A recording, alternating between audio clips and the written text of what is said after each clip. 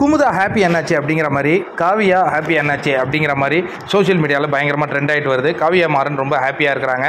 அதனாலேயே எங்களுக்கு சன்ரைசர்ஸ் ஜெயிக்கும் போது ரொம்ப சந்தோஷமாக இருக்குது அப்படின்னு பதிவுறவங்க வந்து சென்னை ரசிகர்களா இல்லை ஹைதராபாத் ரசிகர்களா எனக்கு புரியல. ஏன்னா அந்த அம்மா வந்து அந்த டீமினுடைய ஓனர், அவங்க சந்தோஷமாக இருக்கிறத பார்க்குறதுக்காக SRH வெற்றி பெறுறது எங்களுக்கு சந்தோஷமாக இருக்குதுன்னு பதிவிடுறாங்க. பட் இது ஒரு ட்ரெண்டிங், நான் தான் சொன்னேன்ல சில விஷயங்கள் ட்ரெண்டிங்கில் இருக்கும், அந்த ஒரு விஷயந்தான். இப்போ பேட் கமின்ஸ் என்ன இப்போ சொல்கிறாருன்னா, இந்த ஆட்டத்தில் நாங்கள் வெற்றி பெற்றது சாதாரண விஷயம் இல்லை. ஏன்னா இப்போல்லாம் வந்து நீங்கள் 160 170 எடுத்தால் கூட ஜெயிப்பதுங்கிறது கஷ்டம்தான். 10க்கு 9 மேட்ச்சில் தோற்று தான் போவீங்க, அந்த மாதிரி தான் ரூல்ஸ்லாம் இருக்குது.